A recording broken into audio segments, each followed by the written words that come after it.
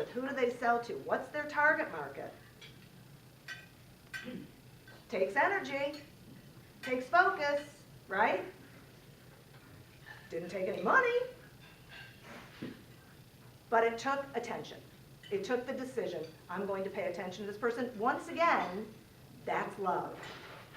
Love is, I pay attention to you, right? I think about you. I want to help you do better things. That is love. Now the third way is acknowledgement and praise, okay? And these two for me go together. If you notice that one of your clients has had something great happen, they've been named one of the 99 best companies to work for in Northeast Ohio, or gotten an Athena Award, or came out with a new product, or opened a new building, or moved, or fill in the blank, right? Something went on with them. Send them a card. Say to them, congratulations, this is really great. We have someone in the room, can I use you, Ellen, can I use your name? Okay. Ellen picks a client each month and takes them to lunch. She has parameters around it. It's a very conscious decision. She doesn't ask anything of them. She's not looking to get to lunch and then start interrogating them about what they're doing with their insurance that she might not know about so she can get more. She just takes them to lunch for their birthday. How hard is that, right? I mean, simple, but she's acknowledging them. She's letting them know she cares about them. She's letting them know she thinks about them.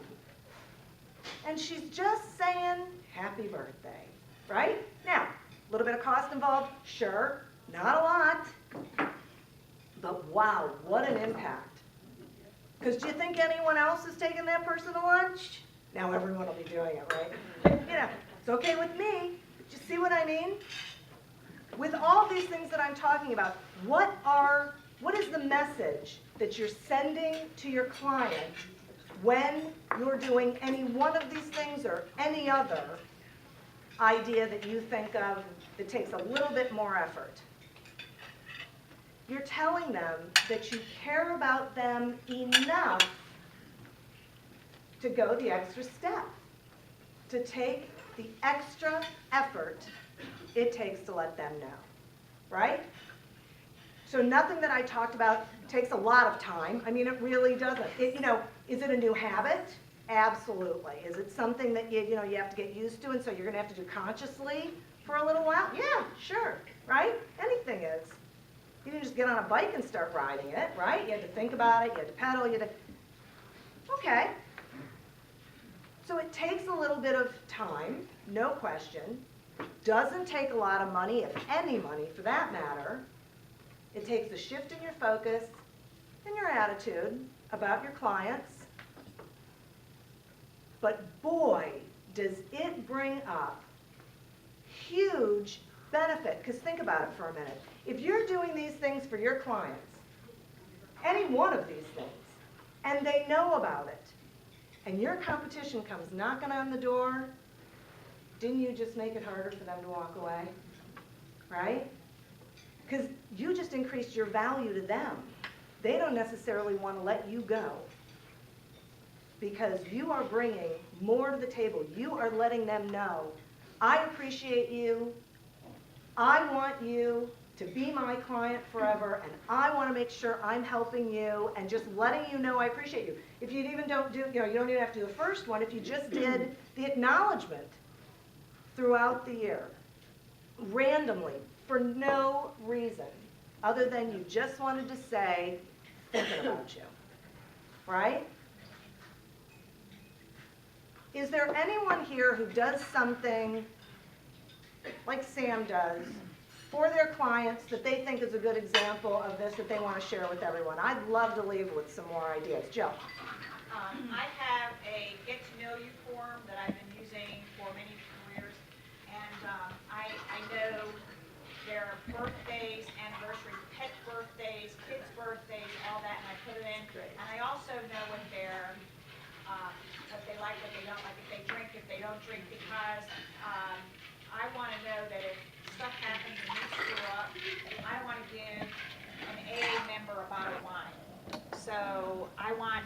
if there's a favorite flower, I'm gonna give them that. See how great that is? Now, does it really take her more time? Not really. She's gathering the information and then she's got it, and she's asking about things that most people don't ask while they're in, that sales conversation with them. What type of business is she in? Well, I did it in the real estate business, but I carried it through to my other lives. Sam, that's a really great question. What kind of business is she in? That's a great, great question. And what I'm going to submit to you is, I don't think it matters what kind of business you're in. I don't. If you're selling and you're dealing with clients, if you're the business owner and you're dealing with clients, it is incumbent upon you to let them know that you care about them. Not just that because they gave you this, but that you love them, that you really are invested in them. Jan. One of the things, because with the new business, I don't have that many clients at this point, but I am doing on my website, and the forms I passed out to some people today, we have an experts corner on my website from the get-go, and it's sort of as a referral source, both for them and for me, but their pieces we're then copying, and they will be handed out at networking groups in the future. See how great this is? Thank you so much. That's another great example of, you say to somebody, could you help me? I'd like to showcase your expertise. I think it would be really valuable to my clients, to my contacts, to my associates. What have you just done? You've just expanded their universe. That's what Twitter does, right? You tweet something and someone retweets it and all of a sudden it's been expanded into a whole other universe. That's why people do it. That's what's going on with that. So what we're talking about is doing it on a more granular level, doing it directly with your clients and your contacts. And like I said before, you got to know them to know which are the right things to do for them and know who they are so you know how to impact them in a way that really matters. Mary, do you want to say something? I have a client who, her parents own a farm, and through talking with her, I knew her parents had been married 60 years, and they own a farm. And one of the things that they grew there was a lot of rhubarb. And so I saw an article about 50 different dishes you could make with rhubarb. So I sent it, and I said, I'm sure your mother would love this. And I sent it to her, and she was very impressed with that I would care about something for her mother. See what she did? Now, all she was doing was paying attention, right? That's all she was doing. She knew her client well enough that as she was reading, it goes to the connection thing that I was talking about. As you're reading, spiral out. It's why I said read it first for you, right? Go ahead and just read it and get what you need to get out of it. But then circle back and read it from a different window. Read it from, is there anything in here that could benefit one of my clients or one of my prospects? I mean, when I used to be in sales, I had a client who contacted me every single time she needed something because she knew I knew a whole bunch of people because I was in a networking group and I had, actually said to her, listen, if you ever need anything, let me know because I've got a huge contact base and I'd be happy to refer someone to you. See what what is going on? Dennis, last question. I just wanted to share Sure. LinkedIn updates. When I see an update from one of my contacts, or a promotion or a change in jobs, I always send them a congratulations note. And it's kind of like a reflex.